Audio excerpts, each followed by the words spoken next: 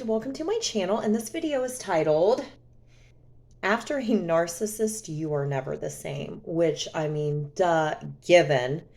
And, not only do I speak from experience, but, my girlfriends.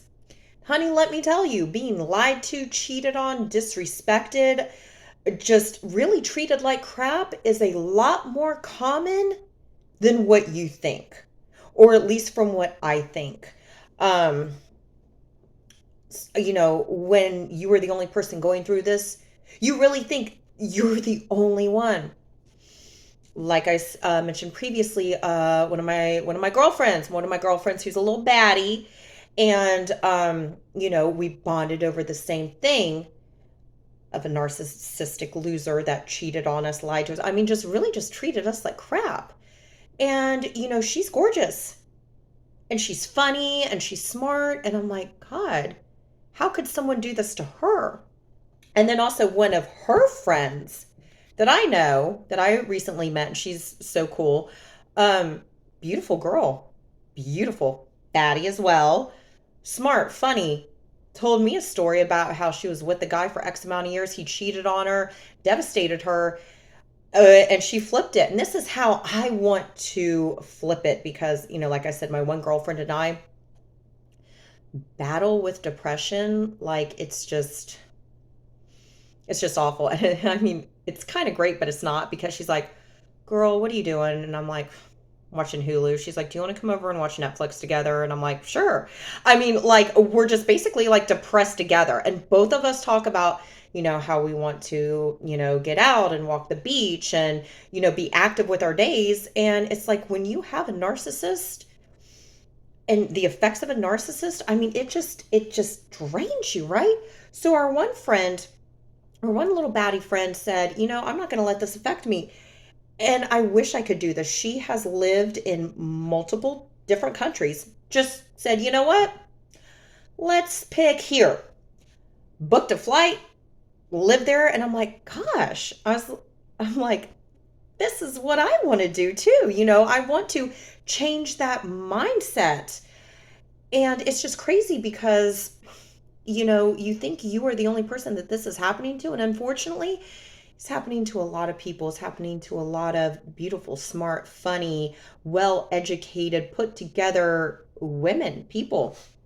And it's crazy because all of these beautiful, well educated women who talk about the men who have cheated on them and the women that they cheated with, bottom of the barrel, scummy, gutter butt, just slums, just disgusting. So, after a narcissist, you're never the same. No, no, no, you're not. I mean, and this is what my girlfriends and I talk about too. All of my girlfriends were like, I don't know if I will ever be the same again because I was with this person. This person told me they loved me. This person promised me the world. This person could look me in the face, tell me everything that I wanted to hear, and then they're out banging whoever, in my case, banging a prostitute. They're like, I don't know if I can ever trust someone ever again. Michael Caruso. I love you. I love you. No, there's no one else. No, I'm not lying to you. And I would ask so specific questions. Have you had sex with another woman behind my back? Look me dead in the effing face and tell me no. Ask really other specific questions. Look me dead in the face and tell me no. It's like, if you can lie that easily to my face, you can look me dead in the eyes and lie to me. Which, because remember, a narcissist has no soul, so they have no problem lying to you. Are you joking? They have no problem looking you dead in the eyes. No, you have to trust me. You have to believe me, to quote Michael Caruso. You have to trust me. If you really want this relationship to work, you have to trust me. I have to trust the lies that you say to me is what you really mean. So not only do they have no problem lying to your effing face, it actually gets them off. And you're like, gosh, so really, I just have to put my hope and faith into whomever that they're not lying to me. And that's scary. That's something that myself, my girlfriend, my girlfriend's girlfriend, like all of us girls, that's just something that we're like, yeah, I don't know. I don't know. I'm afraid to do that. So, a little story time on how after a narcissist, you're never the same. It was Valentine's Day, okay? I had to work. Valentine's Day is already triggering and just disgusting. Watch the video. My boyfriend cheated on me Valentine's Day of 2020.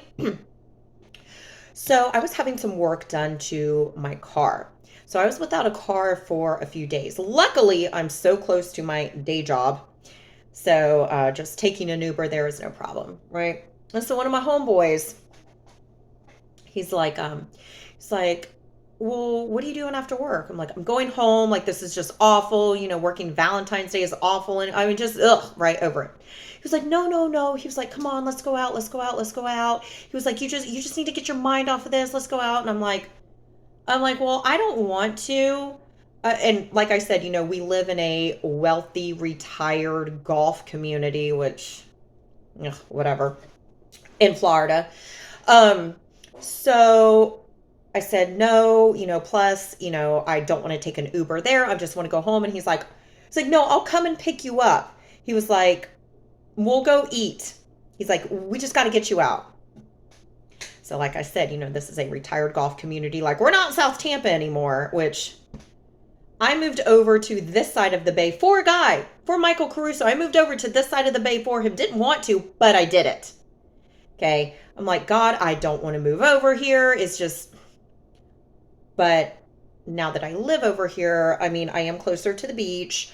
I have met some really great people, some really close girlfriends. So, I mean, will I ever move back over to South Tampa? I don't know. Probably. I don't know. I don't know. It's hard to say. Um, but yeah, basically, we're not in South Tampa anymore. Okay. I got out of work 10:30, 11 o'clock at night. No, there's nothing open, right? So there is one place that's open because I'm not really all about drinks. I'm all about food. Okay. I just got off of work. I'm ready to eat. So he's like, all right, Lee. He's like, I'm going to come pick you up. We're going to go to this place. This place that he would always take Trina the prostitute. Okay. And it's like a sports bar type place. The food is very typical sports bar, and they have live music because, Michael Caruso thinks he's Tommy Lee. And, oh, do you want to go see a friend's band play? You've seen one crappy cover band, you've seen them all, right? So he comes and he picks me up, and I mean, I guess that's why they say, people come into your life for certain reasons. Everything happens for a reason. I mean, I'm very big on that. So he comes and he picks me up, and automatically I hear boom, boom, boom. I mean, just bass, and this is not that kind of area, right? So look out the window, and it's I mean, I love his car. I love, love, love his car. It's this beautiful black Infinity. No, what is it? Audi. It's all the same to me. Uh, but it's this black Audi, and I liked it because typically I'm just like, oh, whatever. And it's what I like. You know, blackout tires, blackout rims, blackout windows, blackout everything, right?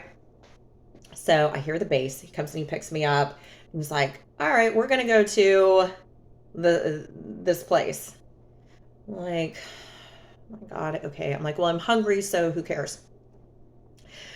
So already I feel like I'm back in high school again because he's a little gangsta boo, and he's got the car, the little hooked up car. So we're driving, and it's just like blasting, yeah, just so, which I feel like I needed because we met some people there, and I just needed like a real good laugh, right? So we go to the spot, and as we're sitting there eating, it's kind of late-ish, and I'm looking around, and I'm like, I hate this place. He's like, why? Like, well, whenever I found out Michael was cheating on me Valentine's Day of 2020, And one of the messages that sticks out in my head that I screenshotted and sent to him, and he denied, lied, and then told me, um, well, it's my fault that I did this to you. Oh, do you want to come to this place and see a friend's band play? Any chance you would want to meet me for a drink at this lame place?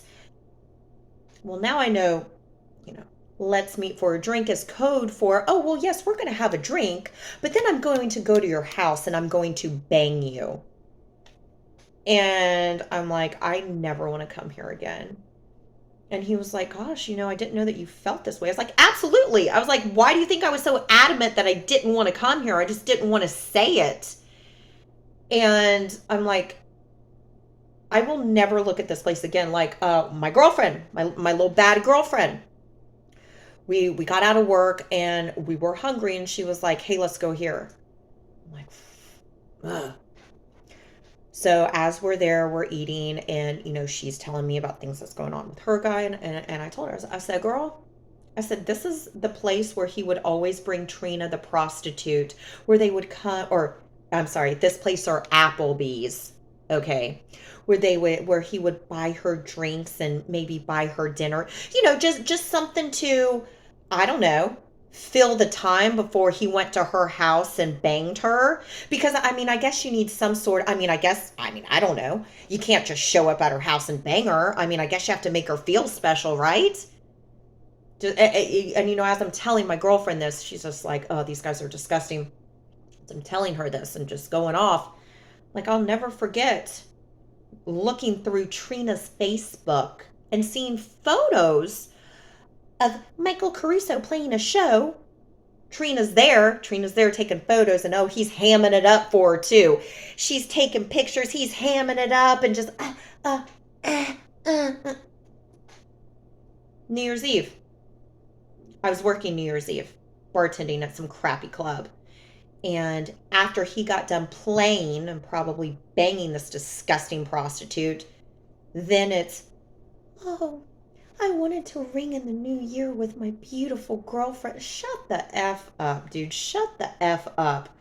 Like, you are never the same after a narcissist. You are never the effing same.